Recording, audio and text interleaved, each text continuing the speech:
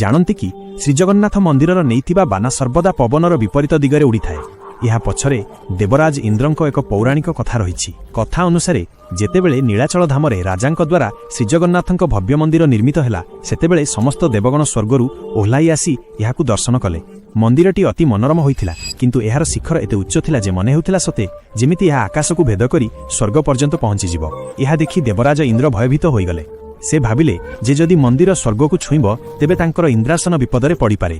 ସେ ସଙ୍ଗେ ସଙ୍ଗେ ପବନ ଦେବତା ବାୟୁଦେବଙ୍କୁ ଆଜ୍ଞା ଦେଲେ, ତୁମେ ନୀଳାଚଳରେ ପ୍ରଳୟଙ୍କରୀ ଝଡ଼ ସୃଷ୍ଟି କର, ଯେମିତି ଏହି ମନ୍ଦିର କ୍ଷତିଗ୍ରସ୍ତ ହେବ।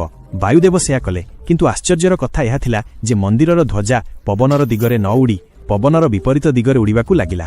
ଇନ୍ଦ୍ର ବାୟୁର ବେଗକୁ ଆହୁରି ବଢ଼ାଇଲେ, କିନ୍ତୁ ବାନା ଉପରେ କୌଣସି ପ୍ରଭାବ ପଡ଼ିଲା ନାହିଁ।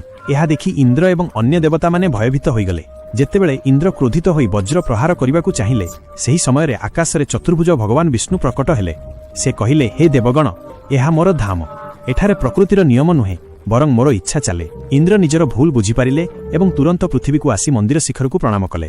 କୁହାଯାଏ ଯେ ସେହି ଦିନଠାରୁ ମନ୍ଦିରର ଧ୍ୱଜା ପବନର ଓଲଟା ଦିଗରେ ଉଡ଼ି ଆସୁଛି। ଏହା ପ୍ରମାଣ କରେ ଯେ ଯେଉଁଠି ଜଗତର ନାଥ ଜଗନ୍ନାଥ ଅଛନ୍ତି, ସେଠାରେ ପ୍ରକୃତି ମଧ୍ୟ ତାଙ୍କ ପଛରେ ଚାଲେ।